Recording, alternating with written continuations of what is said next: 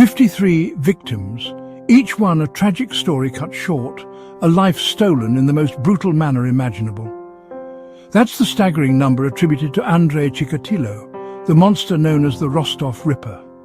His name became synonymous with fear and horror, a symbol of the darkest depths of human depravity. For over a decade, a chilling shadow followed him, leaving a trail of blood and terror across the Soviet Union. His reign of terror was marked by a relentless pursuit of innocent lives, a macabre dance with death that seemed to have no end. Chikatilo wasn't a mythical creature from a horror story, he was a real-life boogeyman. His crimes? Unimaginably horrific. He preyed on the most vulnerable, exploiting their trust and innocence. His victims? Often young, vulnerable, lured to their deaths with promises of treats or help. They were children, teenagers and young adults, each one with dreams and hopes that were cruelly extinguished. These weren't just murders, they were acts of unspeakable cruelty, mutilation, cannibalism. The sheer brutality of his actions left even the most seasoned investigators horrified. The details, too gruesome to fully comprehend, painted a picture of a mind consumed by darkness. A darkness that seemed to have no bounds, no limits to its cruelty. Chikatilo's reign of terror shattered the illusion of safety in a society already shrouded in secrecy. The Soviet Union, with its iron grip on information, could not hide the horror that was unfolding. He became the embodiment of every parent's worst nightmare. The fear that gripped the community was palpable, a constant reminder of the lurking danger. How could someone commit such atrocities, and how could he evade capture for so long? These questions haunted the minds of many, as the hunt for the Rostov Ripper became a desperate race against time.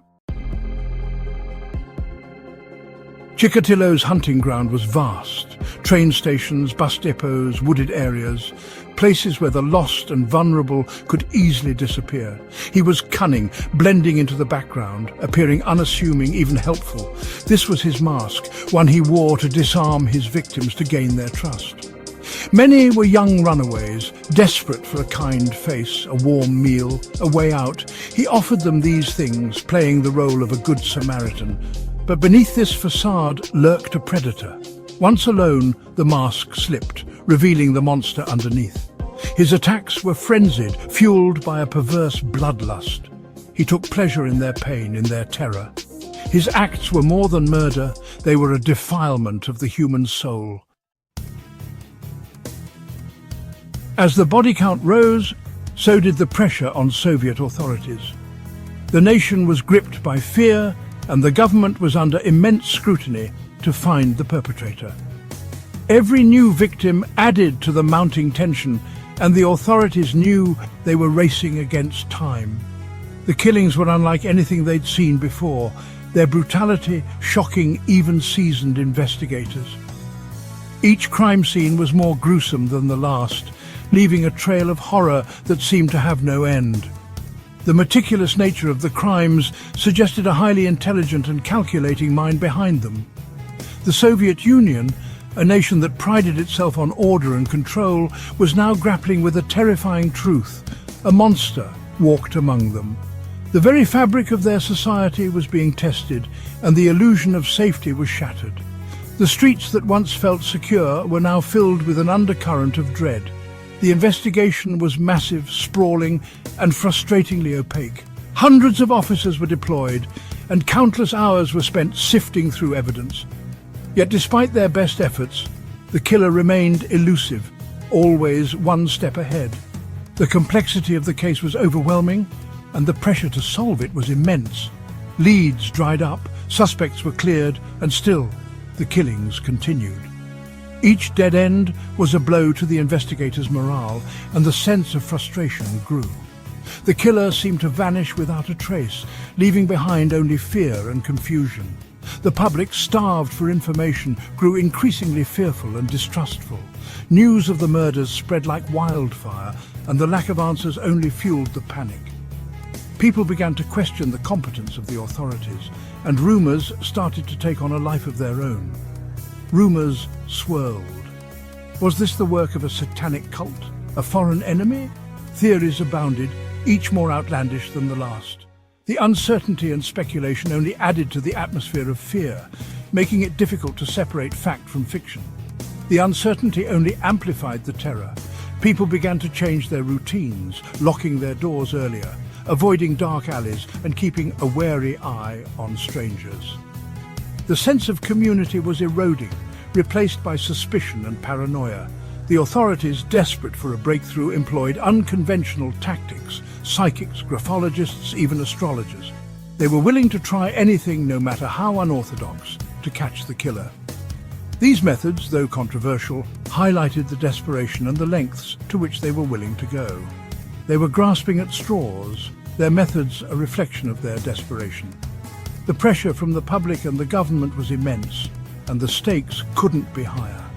Every day without an arrest felt like a failure, and the weight of the unsolved case was crushing. The clock was ticking, and they were running out of time. The urgency was palpable, and the fear that the killer would strike again loomed over everyone involved. The race to catch the monster was on, and the entire nation held its breath, waiting for a resolution. The break in the case came from an unexpected source: science. DNA technology, still in its infancy, was beginning to revolutionize criminal investigations. For the first time, investigators had a tangible link to the killer. The evidence was irrefutable.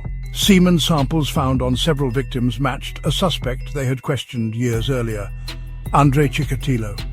The man who had managed to evade capture for so long, who had blended into the fabric of society, was now exposed by the very science he likely didn't understand.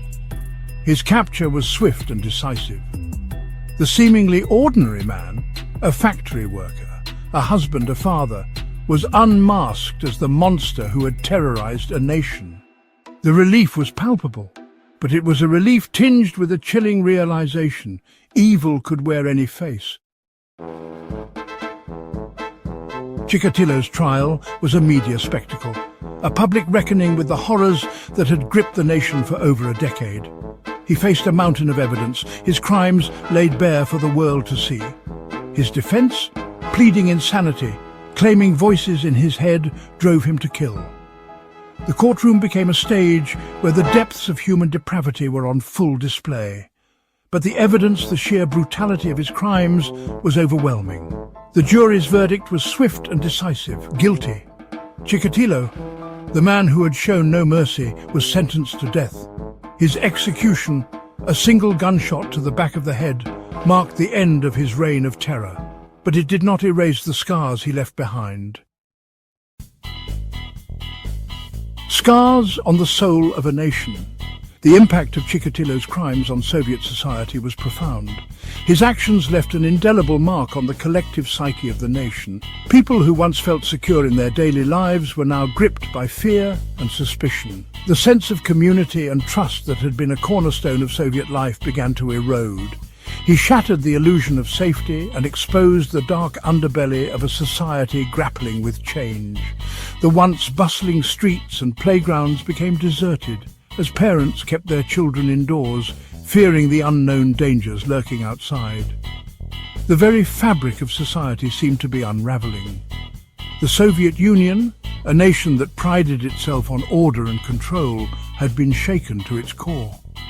The government, which had always projected an image of strength and stability, now appeared vulnerable and ineffectual. The cracks in the facade of Soviet power were becoming increasingly visible. Trust in authority, already strained, eroded further. The public's faith in the ability of the police and government to protect them was severely undermined. People began to question the competence and integrity of those in power, leading to a growing sense of disillusionment and cynicism. The case also had a lasting impact on law enforcement. It forced a re-evaluation of investigative techniques and the allocation of resources. The police, who had been accustomed to operating within a rigid and bureaucratic system, found themselves ill-prepared to deal with the complexities of such a heinous crime. It highlighted the shortcomings of the Soviet criminal justice system, its rigid bureaucracy ill-equipped to handle such a complex and horrific case. The inefficiencies and lack of coordination within the system were laid bare, prompting calls for reform and modernization. The use of DNA evidence, while groundbreaking, also exposed the lack of resources and expertise in forensic science. The limitations of the existing technology and the need for better training and equipment became painfully evident. This case served as a catalyst for advancements in forensic methodologies.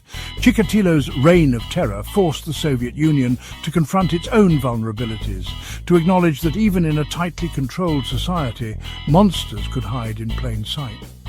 It was a sobering realization that no amount of propaganda or state control could completely shield the populace from the horrors that lurked within.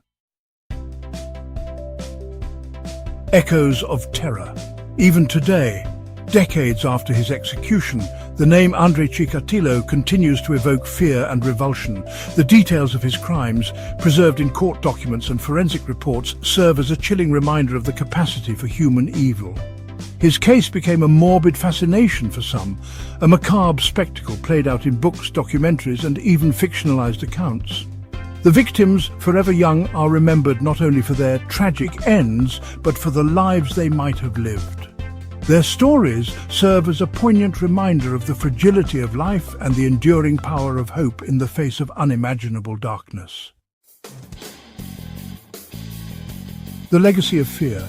The legacy of Andrei Chikatilo is a complex one.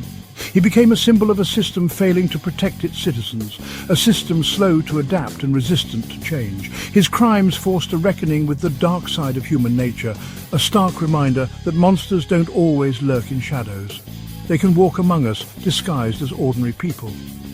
His case also highlighted the importance of forensic science and the need for international cooperation in solving crimes that transcend borders. The lessons learned from the Chikatilo investigation continue to shape criminal profiling and investigative techniques today. Never forgotten. The story of Andrei Chikatilo is not just a story about a serial killer. It's a story about a nation grappling with its demons, a society forced to confront its vulnerabilities.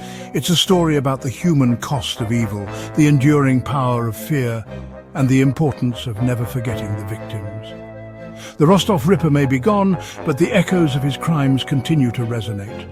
A somber reminder that the pursuit of justice, like the fight against evil, is a never-ending battle.